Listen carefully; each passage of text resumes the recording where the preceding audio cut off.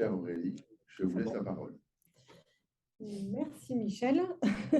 Je vous ai mis le site internet du film Soignant, suspendu entre deux mondes, donc de Fabien Moine, de la maison d'édition Exuvie, qui est là aujourd'hui, qui est dans le hall, parce que Fabien aussi édite beaucoup de livres, et c'est son deuxième film. Il avait déjà fait un film sur le jeûne avant.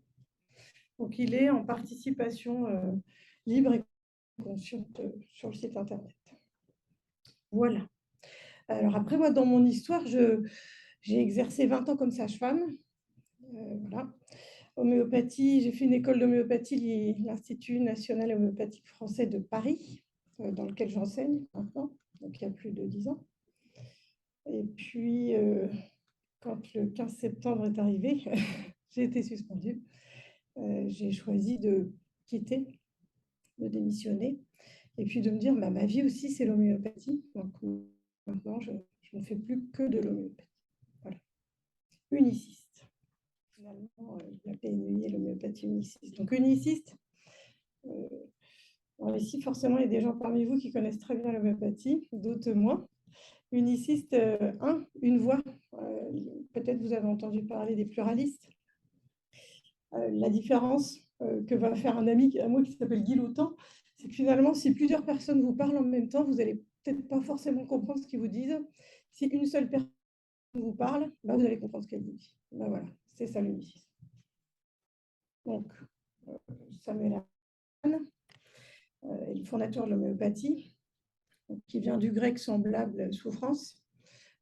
Ça vient d'Hippocrate aussi. Hein, le réel inventeur de l'homéopathie, c'est Hippocrate, qui disait finalement, on peut soigner.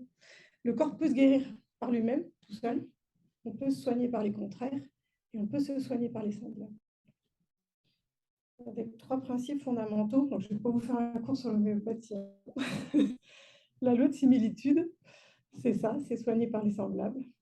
L'infinitégémalité, c'est-à-dire qu'Hahnemann, à son époque, il voyait les affres toxiques des médicaments, notamment des pommades au mercure, et il se disait, mais c'est pas possible, il y a trop d'effets secondaires. Peut-être que si on dilue, peut-être qu'on peut arriver à quelque chose, mais pas toxique pour le corps.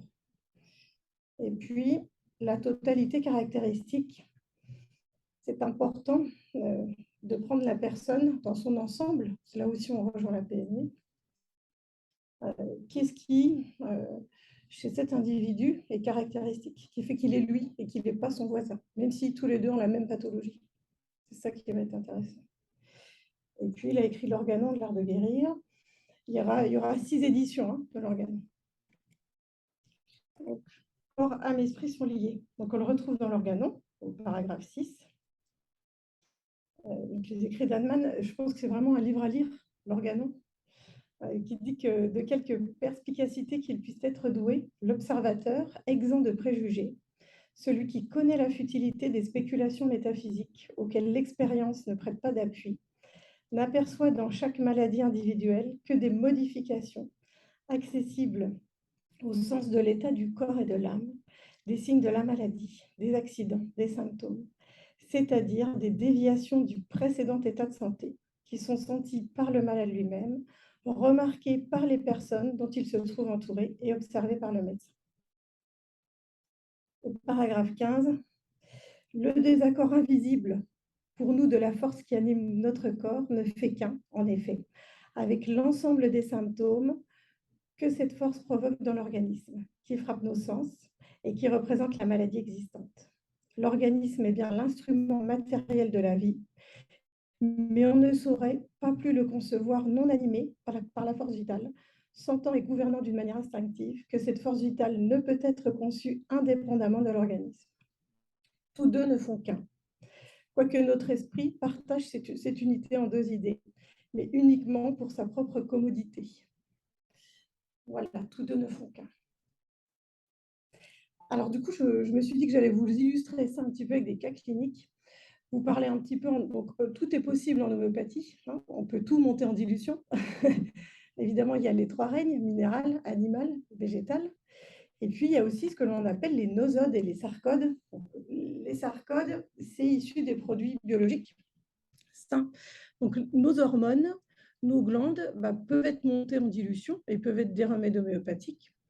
Les sarcodes vont plutôt être utilisés pour soutenir des fonctions particulières qui manquent de réaction. Alors, je voulais vous illustrer ça par un cas clinique d'infertilité qui sont de plus en plus présents, d'une femme de 32 ans que je reçois pour infertilité.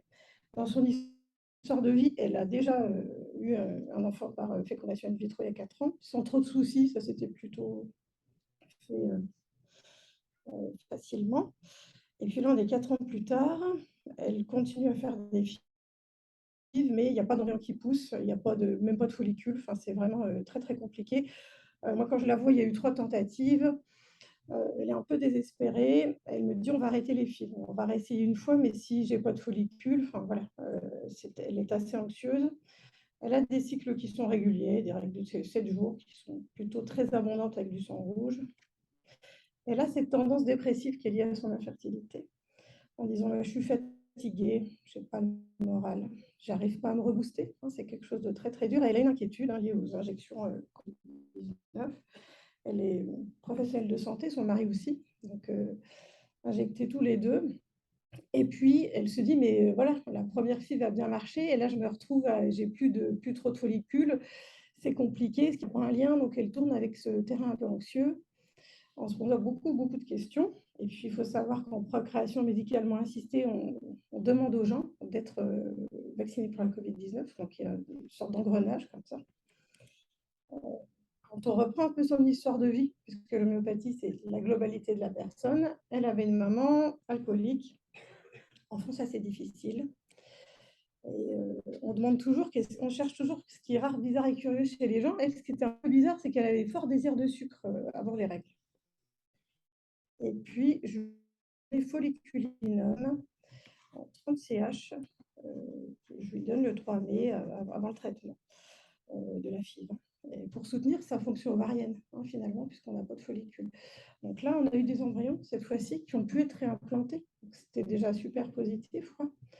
Malheureusement, la grossesse n'a pas pu derrière, quoi. On arrive dans quelque chose d'assez intéressant qui fait que finalement, elle va repartir quand même dans un cycle de FIV et on va essayer, grâce au sarcode, de pouvoir soutenir un petit peu sa fonction ovarienne. Donc, ça veut dire qu'on peut les aider. On ne peut pas laisser des gens avec des arrêts de traitement ou des choses comme ça. L'homéopathie, elle va venir en soutien de toute sa PMA qui est mise en place. Et je voulais vous parler un petit peu de folliculinum. Donc, c'est l'œstrone qui est sécrété par l'ovaire. Et quand on parle de totalité caractéristique, quand on va donner un remède homéopathique, il faut que l'ensemble des symptômes correspondent. Donc, on remarque que les gens qui ont besoin de folliculinum, c'est souvent des gens qui ont dans leur antécédent des abus, des violences sexuelles, physiques ou psychologiques, avec ce sentiment très particulier d'être dominé par l'autre contre sa volonté. Ce qu'avait la patiente dans son histoire de petite enfance avec sa maman alcoolique. Et du coup, ils ont une tendance mentale à la dépression et à la sécheresse émotionnelle. Plus que je suis dominée, que contre ma volonté, du coup, les émotions vont un peu s'éteindre. C'est un grand remède avec toutes sortes de problèmes du cycle. On a vraiment un énorme répertoire. Un grand remède d'infertilité. C'est un remède de ménopause, surtout quand il y a des sécheresses vaginales. Et on a un désir d'alimentation sucrée, on l'a vu chez la patiente, et aussi de blé avant les règles. Donc, c'est aussi des gens qui ont tendance à faire des mycoses, pas mal. Et on a une acné aggravée par les règles. Donc, puisque le profil de la patiente correspond, ok, moi je peux lui donner. Et puis j'essaye. Et puis on avance ensemble, comme ça. Un mot sur les nosodes. Ce qu'on appelle les nosodes, ça va être les remèdes issus des réactions entre un micro-organisme et un être vivant. Donc on va retrouver tuberculinum, la tuberculose, on va trouver carcinosinum, c'est des cellules cancéreuses, on va trouver psorinum, c'est la gale. C'est des remèdes qui vont aussi beaucoup aider ce qu'on appelle dans les barrages ou des fois dans les blocages de terrain. Covid-19, le SARS-CoV, va devenir un nosode. Il est monté d'ailleurs en dilution. Je pense qu'il va beaucoup aider. C'est les enfants qui naissent en ce moment qui vivent cette période très difficile. Et on a aussi des nosodes issus des bacilles intestinaux, comme Morgan Pur, Morgan Gartner. Donc ça va beaucoup aider les nosodes des bacilles intestinaux, aident beaucoup les gens qui ont des problèmes de peau. un petit cas clinique d'hypertrophie mammaire. Donc ça, c'est un jeune homme qui a 16 ans, qui a une gynécomastie, donc il a des seins, hein, qui s'est très très mal vécu. Pour lui, à tel point qu'il fait du basket, bah, il ne veut plus y aller parce qu'il faut se déshabiller puis les autres le regardent. Il y a des douches communes, il ne veut plus y aller. Il ne va plus à la piscine. Il y a des choses qui sont très très compliquées pour lui et il demande une chirurgie. Donc la chirurgie est programmée, mais sa maman quand même se dit on ne va quand même pas l'opérer, peut-être qu'on peut essayer l'homéopathie, peut-être qu'on peut discuter. Et puis je le rencontre. C'est un garçon qui est très intrépide, il a un côté un petit peu sans peur, me raconte ses 7 accidents de scooter où on voit qu'il est, voilà, il se met en danger. C'est un grand mangeur de viande, dans les choses particulières de l'entretien, c'est un grand, grand mangeur de viande. Il a beaucoup d'allergies, beaucoup d'eczéma. Son papa était décédé 1 an avant, avec quelque chose de je ne veux pas en parler, je ne veux pas être aidé aussi. Il y avait des choses qui ont été mises en place, refus de voir le psychologue, refus de soutien et on a un réel mal-être de ce côté-là. Il n'aime pas la faiblesse. Il dit qu'il peut se battre pour ne pas paraître faible. Et qu'un de ses grands souvenirs d'enfance, c'était un cambriolage et il a eu la sensation que ses parents n'avaient pas réussi à suivre. Il pensait que son père allait poursuivre les cambrioleurs et il ne l'a pas fait. Pour lui, c'est un aveu de faiblesse. Donc il y a ce thème de la faiblesse qui tourne un petit peu comme ça aussi. Et je lui ai donné l'Éprominione. Donc c'est la lèpre, hein, en 200 cas, une dose. Je me suis dit, ben voilà, ça fait un train très très lèpre. Et il a oublié sa chirurgie qui était prévue 1 mois après. Il a complètement oublié. Il n'est pas allé au rendez-vous. Il n'a pas du tout. Il s'est mis à plus du tout en parler. C'est comme s'il l'avait oublié. Et puis, il est retourné au basket. Pas de problème pour se déshabiller. Pas de problème pour les autres, pour le regard des autres. Pas cette sensation d'aveu de faiblesse. J'avais quand même dit à la maman de lui enlever un peu les clés du scooter parce que je trouvais qu'il était quand même un petit peu. Voilà, qu'il n'ait pas d'accident. Mais il a eu quelque chose où sa mère me dit c'est fou, il a oublié, complètement oublié. Et puis il est parti à autre chose. Donc c'est ça aussi rééquilibrer l'énergie vitale, hein. C'est qu'à un moment donné, hop, les gens passent à autre chose. Un mot sur le remède, sur le nosote de la lèpre. On sait que c'est des gens qui ont ce terrain un peu dégoûté de la vie, mais qui n'iront pas jusqu'au suicide, hein. Il y a ce côté j'accepte mon destin. Une tendance très intrépide, parce qu'ils n'ont pas peur. Et puis, tendance à se sentir repoussé, découragé, et il ne supporte pas de demander de l'aide. Puis, c'était dur, c'est dur pour lui le deuil, hein, et il ne demande pas d'aide, il est vraiment dans cette pique-là. Il y a ce désir de porter des vêtements blancs, que je n'ai pas retrouvé chez lui, les ados. Désir de viande, de nourriture épicée, de viande épicée. C'est un grand remède pour problème de peau, hein, et du psoriasis notamment.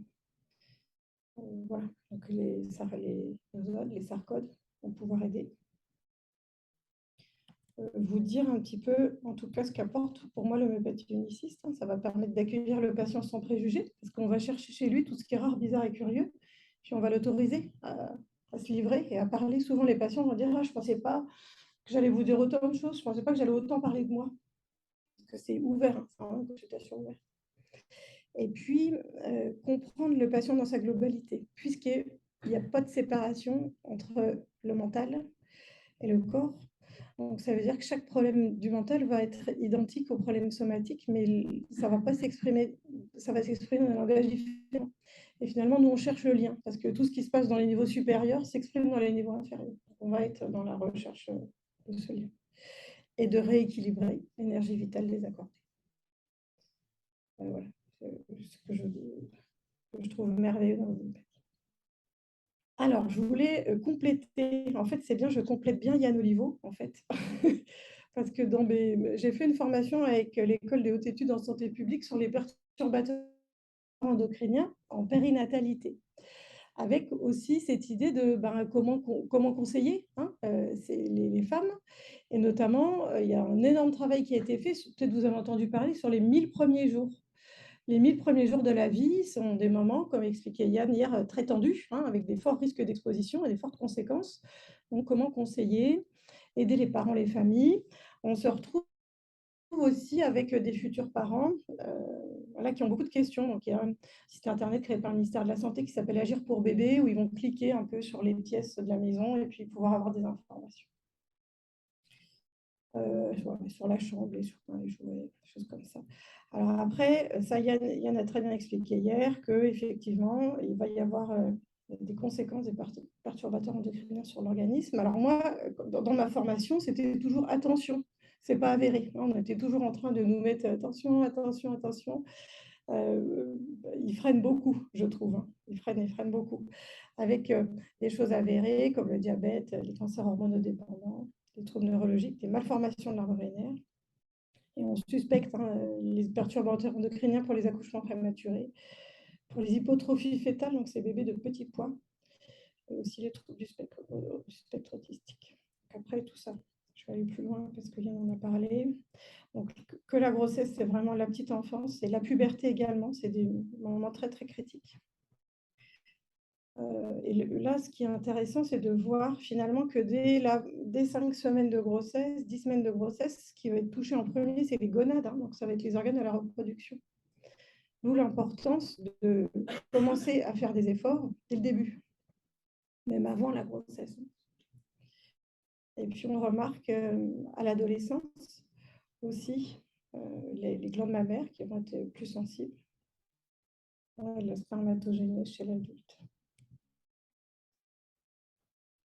Alors, ce qui était particulier, en tout cas, dans la formation que j'avais faite, c'est que voilà, on nous dit, bon, ben voilà, il faut suivre les réglementations, il y a des restrictions d'usage, il ne faut pas paniquer. Enfin, voilà, il y avait un côté où je trouvais que il freinait beaucoup l'élan. Il y a eu un bureau d'études, le BKH, qui a établi une liste des 564 substances candidates. Donc, du coup, ce bureau était très loin des plus de 3000 dont on parlait hier.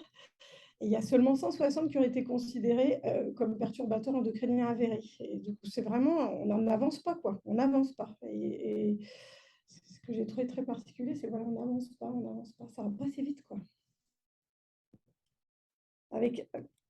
Pour la grossesse, après, bon, bah voilà, on va repartir dans des conseils simples, d'utiliser des savons végétales sans l'urée de sulfate qui assèche beaucoup la peau. D'éviter les parabènes, donc qui a été interdit, donc on ne les voit plus trop. On a le phénoxyéthanol, qui est assez toxique pour le foie. Tous les composés en isodiazolinone sont des allergènes de contact à éviter. Éviter les parfums, donc on va préférer plutôt les eaux florales. Les huiles minérales, elles vont boucher les pores de la peau. Donc, des fois, il y a des gens, quand ils vont changer un petit peu leur crème de jour, des choses comme ça, ils vont dire, ah oui, mais ma peau, elle est plus bien, c'est compliqué. Ben, on dit, attendez 3 semaines et puis ça va aller mieux, quoi. Plutôt des dentifrices bio sans triclosan, mais moi, je trouve je ne vois plus trop de triclosan dedans, avec des déodorants sans aluminium. Éviter les colorations pour les cheveux. Alors, du coup, j'ai rajouté aussi des conseils aussi sur les ondes, avec faire des échographies fœtales nécessaires. Il y a une mode en ce moment, c'est les échographies fœtales plaisir, où les gens vont chez des gens qui n'ont pas forcément de diplôme d'échographie et qui vont juste faire une petite écho plaisir pour faire une écho 3D du bébé. Voilà. Sauf qu'une sonde, quand elle passe en 3D, bombarde beaucoup, beaucoup, beaucoup plus. Et puis, évidemment, il y a toujours un petit consentement éclairé qui est signé, c'est-à-dire qu'en l'état actuel des connaissances, ce n'est pas dangereux. Dans l'état actuel des connaissances. Voilà, voilà. Donc, limiter le plus. Et je vois quand même des femmes, moi, qui disent, OK, ben, moi, je fais juste les échos nécessaires. La 3D, je ferai que si nécessaire, qui ont une conscience un petit peu de ce qui va se passer. Éloigner le téléphone mobile du ventre, parce qu'il y a des applications mobiles où vous pouvez écouter votre bébé. Donc, les gens, ils sont là, ils mettent l'application mobile sur le ventre. C'est catastrophique, ça. C'est pas avec ça qu'on peut faire un Doppler fœtal. C'est très, très inquiétant. Donc, préférez aussi les SMS, utiliser les haut-parleurs, pas d'ordinateur sur le ventre. Et puis, bon, pas de travaux de peinture, mais j'en parlerai après. Bon, après, la chambre de bébé, va toujours bien aérée, plutôt éloignée des cuisines. Les gens c'est toujours en période de grossesse que les gens déménagent, que les gens refont un petit peu des travaux. Bon, bah, c'est conseillé 3 mois avant l'arrivée du bébé. Utiliser des peintures labellisées. Pour les sols, d'éviter tout ce qui est en PVC. C'est une chambre qu'on aère 5 à 10 minutes par jour, 2 fois par jour. Pas d'huile essentielle avant 3 ans. Les babyphones analogiques posent aussi problème, parce qu'il vaut mieux en prendre avec des ondes non pulsées. Il y a aussi des babyphones avec déclenchement automatique de la voix, c'est-à-dire qu'ils ne vont pas tourner en permanence, ils vont se déclencher que tu auras besoin. Et puis le babyphone ne doit pas être placé juste à côté du bébé, il doit être à 1,50 m. et pas utiliser des applications pour smartphone pour faire babyphone. Parce que celles-ci, elles vont pulser en permanence. Les matelas de bonne qualité, bon, bah, ça c'est la mort subite du nourrisson, hein, pas de tour de lit, pas de peluche. Et notre enfant, quand on s'en occupe finalement sur ce qu'on lui met sur sa peau, finalement c'est de se dire que bah, le mieux c'est le moins. Hein, parce que les jeunes parents, on veut leur vendre, il existe des crèmes de nuit pour enfants, des crèmes de jour pour enfants. Hein. Il existe, tout est possible pour nourrissons. Mais finalement, il n'y en a pas besoin, ce nourrisson. Hein. Une base lavante neutre au savon végétal, bah, ça lui suffira tout à fait, quoi. Et puis, on fait attention avec les shampoings anti-poux hein, qui sont bourrés de perturbateurs endocriniens et d'allergènes. Donc, il y a aussi des méthodes mécaniques hein, qui marchent. Les gencives douloureuses, on voit aussi beaucoup de gels dentaires qui vont être mis sur les dents des enfants. Un anneau réfrigéré, bah, ça marche aussi bien. Bon, les lingettes, hein, vous connaissez la pollution des lingettes. Il y a des parents qui ont l'idée des fois de se dire bah, je vais laver mon enfant avec les lingettes en intégralité. Je leur dis bah, lavez-vous avec des lingettes, puis après on va en discuter. Hein. Faites ça à votre corps. Pas de parfum. On vend beaucoup de parfums pour nourrissons. Alors, les boîtes sont jolies, c'est mignon, bah, ça décore la chambre. Quoi. Hein, ça ne va pas sur sa peau. Et bon, on recommande évidemment les biberons en verre. Hein. Il y a eu tout le scandale avec les bisphénol A. Pas de biberon dans les fours micro-ondes. Et puis les jouets, on en a parlé hier. Hein. Alors, on limite le plus possible les objets connectés. Hein. Les orthophonistes ont beaucoup publié en disant pas d'écran avant 3 ans, pas de téléphone, voilà, c'est le téléphone après 15 ans. Éviter les poupées parfumées, laver les pluches avant l'utilisation. Plutôt des jouets en bois brut et sans vernis que des plastiques. Hein. Et puis, éviter les produits avec des fortes odeurs. Je ne sais pas si vous connaissez les trucs, là, les squishies, ces espèces de petits bonhommes qu'on peut presser. Les enfants, ils les pressent comme ça, puis après, ils se déplient. Et ça, c'est extrêmement parfumé et pas du tout bon pour leur santé. Avec beaucoup de plastifiants dedans. Et puis, aller jouer dans la nature. Moi, j'ai vu des enfants dans la crise Covid avec des parents qui ne les sortaient plus. Plus du tout. Hein, avec des enfants qui savaient très bien mieux se laver que moi aux solutions hydroalcooliques.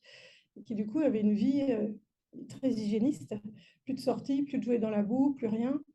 Et qui développent des allergies faramineuses. Les vêtements, bah, c'est terrible de dire ça, mais c'est toujours à répéter, laver un vêtement avant de le porter, parce qu'il y a toujours des gens qui arrivent à la maternité avec des jolis petits vêtements de bébé, pas lavés, quoi. Il y a les étiquettes, il y a tout. On ne peut pas mettre ça à un bébé. Et puis plutôt opter pour le coton. Après, le coton, c'est un peu long à sécher, donc quand on prend du coton et un peu de synthétique, ça va sécher plus vite. Éviter les motifs imprimés avec du PVC. Hein. Il y a même des habits qui changent de couleur avec la lumière du soleil, des choses comme ça, hein, qui sont remplis de phtalate. Donc le gouvernement a beaucoup travaillé sur les premiers jours, mais après quoi ça continue, les perturbateurs endocriniens, ça ne s'arrête pas quand on a 2 ans. Donc après, il y a toujours évidemment des bons réflexes, mais c'est ce que vous avez déjà vu hier, d'aérer, de prendre des produits simples, de faire attention aux matériaux qu'on va utiliser, de prendre plutôt des écolabels, d'éviter les endroits et les zones polluées, plutôt aller se promener dans la nature qu'aller se promener sur le périph'. Se laver régulièrement les mains, surtout avant de cuisiner et de manger. Faire confiance à son nez, hein, je sens, je regarde, c'est pas pour moi, c'est synthétique, ça se mange pas, j'évite. Laver un maximum d'objets avant la première utilisation. Miser sur la variété. Hein. Plus on se renouvelle, plus on change, et vraiment on va être exposé aux mêmes perturbateurs. Le régime alimentaire équilibré et varié. Manger bio, local, de saison, je vous apprends rien. Préférer le fait maison. On va plutôt utiliser des contenants en verre plutôt qu'en plastique. Non, on va prendre la céramique, la porcelaine. Utiliser des cosmétiques simples, sans ingrédients problématiques. Prendre des écolabels sans parfum. Et puis, voilà, tous les écolabels. Les gens sont un peu perdus souvent, donc c'est important qu'ils connaissent les vrais écolabels, parce que si un produit est écrit bio, machin truc, bah, s'il n'a pas d'écolabel, en fait, il n'est pas bio. Hein, ou hypoallergénique, qui ne veut rien dire. Voilà. Donc, enseigner aux parents avant, ben, ça permet de continuer, d'avoir des bonnes bases, et puis de continuer après, hein, puis de changer un petit peu leur façon de faire. Voilà.